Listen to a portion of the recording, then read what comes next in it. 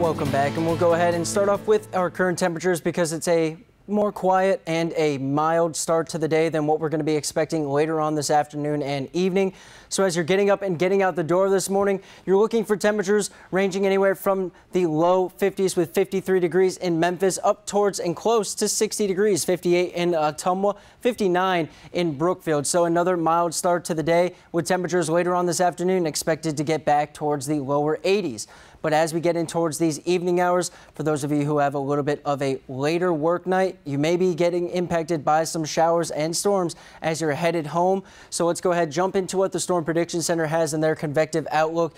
This dark green shade, a marginal risk for severe weather over our area compared to yesterday, where that marginal risk was focused in and around I-35. They are expecting to see thunderstorm and strong storm development continuing in towards the heartland area. But once again, that main corridor, I-35, is going to be the focus for the strongest of the storms. Now, as for tomorrow, we are still partly underneath this marginal outlook for severe weather, but I want to focus in on this slight risk that we see well off to the east in St. Louis and Springfield and out towards Indiana. This yesterday was pushed over in towards west of Quincy, just shy of impacting our area. So the expectations is the timing of our storm systems will have most of the rainfall and thunderstorms out of our area in the early morning hours, when we are not going to be looking for warm enough temperatures to help spawn redevelopment until the system pulls itself off east out towards that central Illinois and in towards western Indiana corridor. But let's talk about that severe weather chance that's going to be impacting the area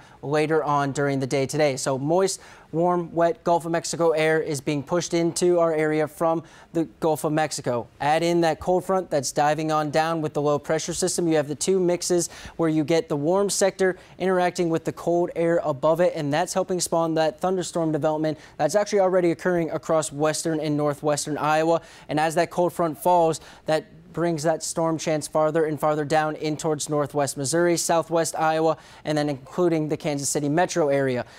As we go through the overnight hours, that cold front works its way through the heartland, and that's going to help bring in those storm chances for the heartland area. But really, the severe weather threat is going to be focused after the morning hours into the early afternoon. As that cold front falls away from the area, it's going to help keep that severe chance kind of capped in towards that western Illinois sector, in towards central Illinois as well. So we start off sunny, cloud cover building in heading into the afternoon hours, strong winds with rainfall and storm chances starting to pick up about 5 to 6 p.m. So those of you who have, like I said, a little bit of a later workday, this is when you're going to be looking for your impacts across portions of mainly southeast Iowa. And this cell explodes in development and intensity very quickly, so we could be looking at some larger hail associated with this very strong core.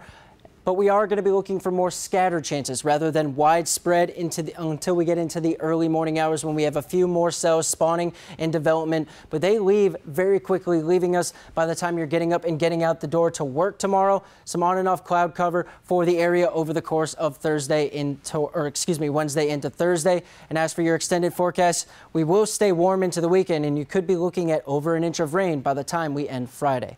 Now stick with us. Tech Bites is coming up next.